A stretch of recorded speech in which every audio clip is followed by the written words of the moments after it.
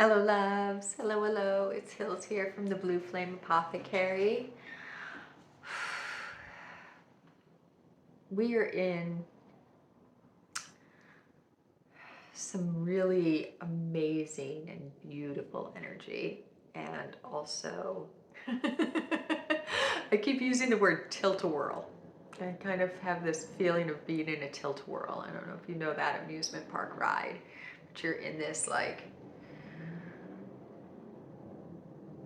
chariot of sorts, and it's spinning around as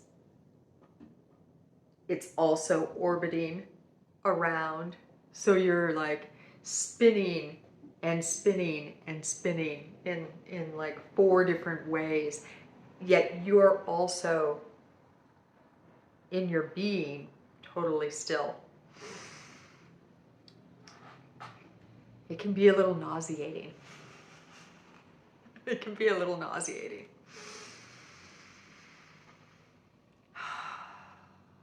So let's take a couple of deep breaths. Let's take a couple of deep breaths together as we come into this update and try and find our center inside that storm. I talked about that practice in the Pluto and the nodes update about a week ago. As we come into this update, we're bringing Chiron back. So Chiron has been very active recently, and over the last couple of weeks has been doing a dance with the energy called the Great Attractor, which I've talked about before, but in case you're new to the updates or missed those ones, the Great Attractor is this gravitational, it's not a black hole per se, it's kind of an unknown. I call it a giant space vacuum. But it's this massive gravitational vortex that's kind of near the galactic center, the center of the Milky Way. In case you were wondering which galaxy I was talking about.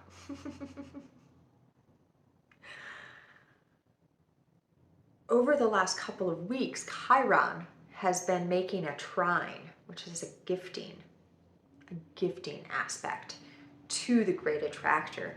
And one of the ways that I have been feeling this energy playing out in my system is kind of like this massive sucking energy, helping to reveal, helping to pull up old patterns, old ways of being, old ways of speaking in the world, old ideas of what I should be doing. All of the places where I act out of a fear, in particular, out of my own fear of abandonment. And for you, you could explore where does this wounding appear for you? Perhaps it's in being seen or using your voice. Perhaps it's your connection to the foods that you eat. And it could be more than one. What the energy of the Great Attractor allows us to do is to explore how we can let go, of something, of anything that is not ours to hold anymore. And in the case of a trine with Chiron and Aries in particular, we are being gifted an opportunity to have the poison sucked out of our wounds. Have that fear that if I speak up, if I speak my truth, I will be abandoned. Kind of sucked up out out of that space. And from that, as it heals, we can come into a greater state of our empowered truth. As we start to approach, and we're in this energy right now, as we start to approach the full moon next week, the sun is coming into a conjunction with Chiron also. So the sun is it represents energetically like our outward expression of self. The sun rules Leo energy, so you can kind of feel how it's that like kind of bombastic, here I am, creative force energy. It's the light that literally shines upon this planet that helps everything to grow. So we can feel this gifting that's being offered to us as a sucking out. We can let go into this space vacuum, all of the debris, all of the dust, all of the dirt, all of the not ours anymore. Up and out. Let it go. And then become more of the authentic outward expression of self. And it's beautiful too, because full moons are about releasing also. The full moon is our Luna being fully illuminated by the sun and then casting that light upon the earth in the nighttime. So helping us connect and light up those places within us that we kind of keep hidden, our cellars. It helps us open that cellar door, maybe even. So as we're coming closer and closer to this alignment of the sun and the moon, the sun is transiting closer and closer to Chiron, and as of the full moon, they will all be in alignment with one another. One of the things that I've been really feeling that we are coming into energetically right now is a place where what we would consider shamanic journeying, shadow work, is becoming available to all of us, to the entire collective. Part of this also is increasing our access to the energies of the wounds that we've been carrying, the generational wounds, the lineage wounds, all of the ways in which we are each walking around with complex PTSD because of generation upon generation of war. Earlier today, I was out on a walk and I saw a group of kids. They were all holding signs and they were in their little school uniforms. They ranged in age from about 5 to 8. And I just started bawling because they were chanting, "We want peace. We want peace." And it broke my heart. It broke my heart that these little kids felt that they needed to be doing that. But it also broke my heart because it reminded me that we're also doing this work in the world right now. Like all of these ways in which we're dealing with our trauma, we're pulling up our shadows and we're casting our net back to our parents and our grandparents and feeling all of the shame and the pain and bringing it forward so that it can be released, so that the terms of the agreement of incarnate life can be renegotiated, so that the next generation of 5-year-olds maybe doesn't have to say that. Maybe they don't have to be walking down the street chanting peace and justice, yes we can. Because it will be what exists in the world. This is something that really speaks to me personally. Those of us who are walking this path right now, whatever age you are and however long you've been walking it, part of what we're doing is clearing out our own cellars, clearing out our own basements, exploring our shadows, and coming into a place where we can unify our divine light and our embodied existence, so that the gifts that we have, these psychic abilities, the medicine that we share with the world, that so many of us were forced to turn off when we were very young, so that another generation of kids does not have to do that. I look at my little 3-year-old, 4-year-old niece and my 14-year-old niece, and I say, you will never have to pretend that you don't sense things, that you don't understand things, because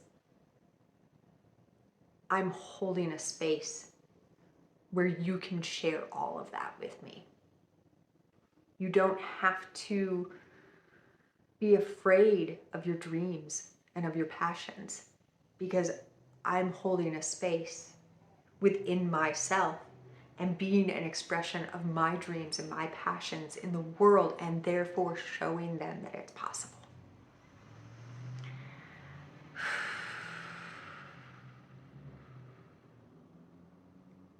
Let's see where this is going. I was feeling, before I started recording and all day yesterday, I was really feeling it was this complex PTSD that so many of us have. It's like we incarnate with it because it's the karma that our soul is carrying through. But it's also everything that we picked up in our mother's womb, everything that came through the sperm of our father, all of the ways in which those that birthed us into this world and those that raised us. And it's both and. It's not simply, I carry the blood of this line, therefore that is the work that I'm here to do. You know, if you are someone who was adopted or raised by someone other than the people who created you, you're almost doing double duty, right? Because you're there carrying within your system everything from that bloodline, but you're also carrying in your system all of the patterns and the programs that those who raised you brought in. I'm thinking of Remulus, raised by wolves, right? They had within their system all of the energy, all of the blood of the parents that actually birthed them. But they were also wild and feral and wolves because that was where they were raised. And we can expand this out. So what is it that you're carrying in your system because of the blood that runs through your veins? What is it that you're carrying in your system because of the TV you watched at a formative age that you're currently watching still? The video games that you play? The news that you tune into? The foods that you eat? All of these things come into our system and they feed us. And then they become, you know, it's that old saying, you are what you eat. So we can start to feel how it's not simply the family structures that we're in, but it's the communities we live in, the towns or cities, the countries and states. the existence that I had as a young kid in my very formative years, like 1, 2, 3, living on a commune in far northern Wisconsin, was very, very, very different than my little brother who was born in the city.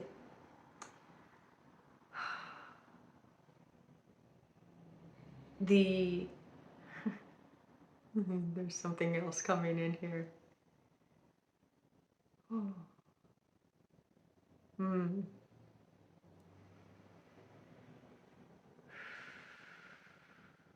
Yeah. And that's the part of it, right? It's not, even in that, like my brother and I were 7 years apart.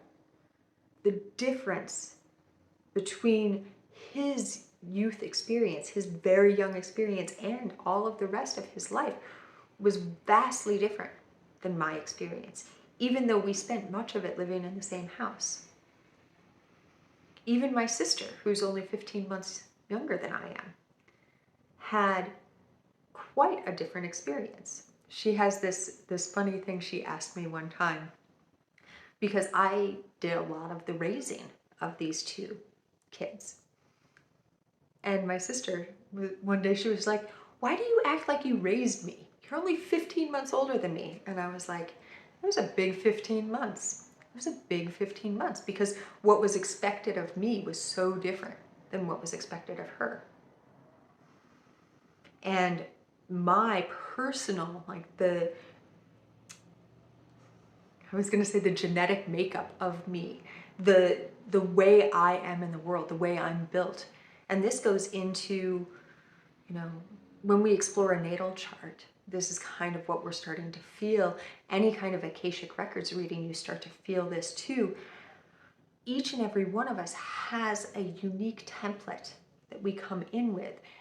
And some of it is what we would consider personality traits. Some of it is like the wounds that are kind of the sand and the grit in the oyster shell that's creating the pearl.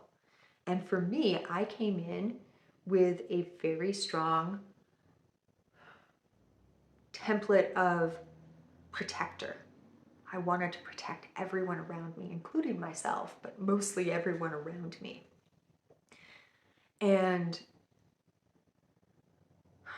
one of the things that I realized is often I would be running from a place of, running is a good word, running from a place of, I am so afraid, let me fix that. I am so afraid, let me fix that. And I've done a lot of work personally, and I meditate on this a lot. How am I reacting to the world around me? Am I reacting because I'm afraid and I want to fix that? Like even those little kids that I was talking about, yes, part of the reason that I'm doing what I do in the world is so that the next generation, and so even as this one gets a little older, they don't feel that need to have to go out and carry a sign and plea for peace. But it's more than that. Like that is not the fullness of why I'm doing what I do. It's not the fullness of why I go in and rummage around in my cellar and figure out what's making me tick. It's a beautiful benefit of it. This is a place to play. Okay. The long and winding road to where we're actually going. It's an invitation to allow this energy template of the sun and Chiron and the Great Attractor and the moon over this next week or so to help you find access points to your inner ticking. What is motivating you? What is motivating you? Are you being motivated because, well, if I don't do that, then this is going to happen, and then that is going to happen, and then, whew. Or are you allowing a truth? Oh, I'm called over here. It's time for me to do this.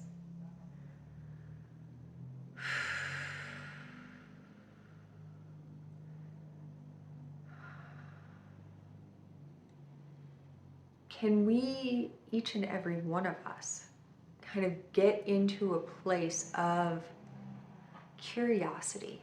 One of the things that I've been really feeling inside this tilt-a-whirl is that the coming eclipse season is inviting us to find a place of free fall, to trust our soul light, our guidance, and our ability to discern what's true so much that we can let go and allow that next meant to be to open up for us. This is really not easy to do. Most of us live in societies and have been told since we were very young that we need a plan, we need that 5-year plan, we need that 10-year plan, we need to know where we're going before we even leave the house. I used to have that. I used to have this thing where I wouldn't go take a walk at all. I would sit in the house because I didn't have a place that I needed to go. And one of the ways that I shook that out of my system was first by giving myself a place to go. I would say, I'm going to go to this coffee shop. I'm going to go to that coffee shop. And then let the walk kind of form itself through that. Now it's a lot easier for me, and I can just walk out the door and say, okay, where am I going in this next 10 steps, in this next 2 steps? Am I turning here or am I turning here? Am I going forward? But it's building a muscle. Even letting go is also building a muscle. Getting to a point where you feel comfortable enough with the truth that you're hearing from your higher self, from your soul, from your heart. We've been told not to trust our heart, not to trust our lying eyes. That's an actual saying. Don't trust your lying eyes. Believe this outside person telling you what it looks like as opposed to what you actually see.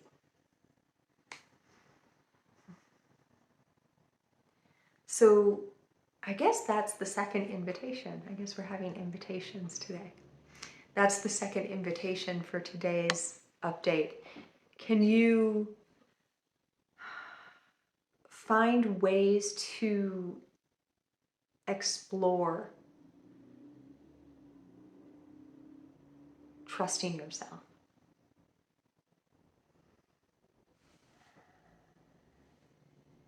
Let's feel that for a minute. What does it feel like in your body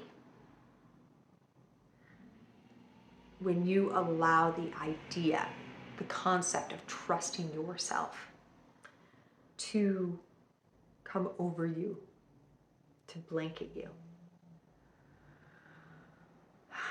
And you see, even like my throat, trusting my voice can sometimes be a thing for me. And so it'll kick up in my throat. Trusting your heart. Our hearts break so often. It can be really hard to trust it. Like, oh, but that hurts. But that hurts. And then you open up and maybe you get hurt again. And then you want to close it down. Let's feel.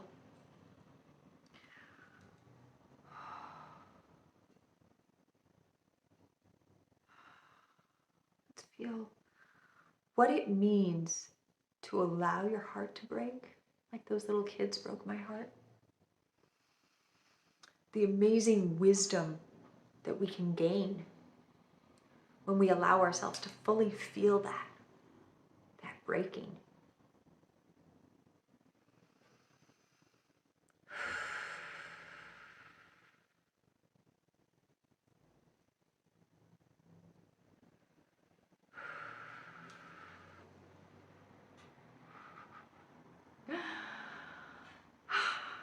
It's interesting.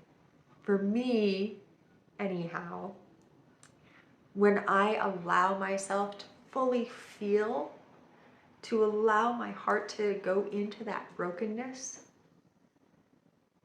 there's tears sometimes, oftentimes, but there's a joy that's running underneath it, and that it's almost as if the tears have the joy underneath them that kind of blossoms up like a seed sprouting. Because I allowed myself to fully feel what I needed to feel in that moment, something new was born. I let go of what I didn't need. I let it pass through to move on, to be sucked up in a big space vacuum. And through that, the new life was able to rise up. I'm having this vision of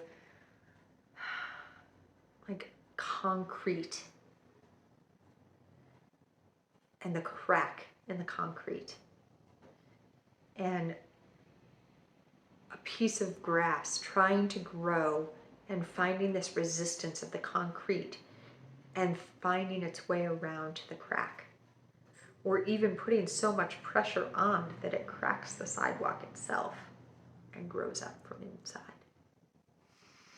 Dandelions are really good at that. And that's my third invitation.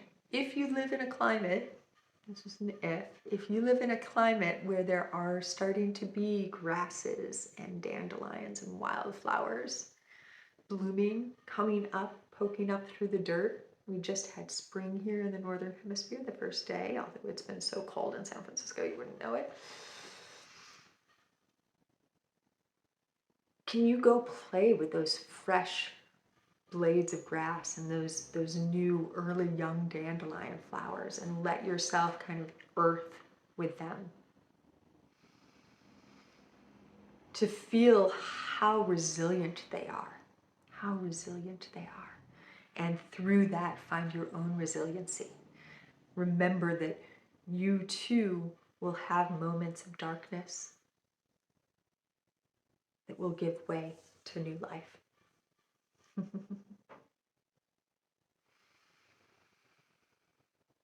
Oh, let me feel if there's any other piece that wants to be shared right now.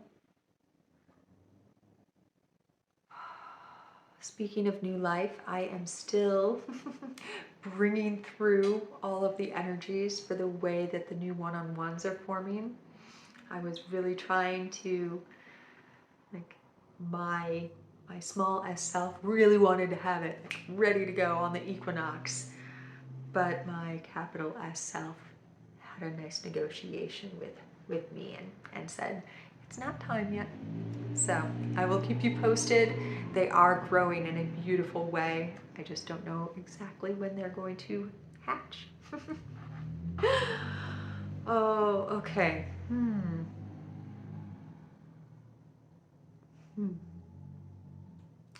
If it calls, come check out the members portal. If something in this video is saying to you, let me know in the comments. You can share your own tilt-a-whirl stories and your ahas and whatever it is that may come through.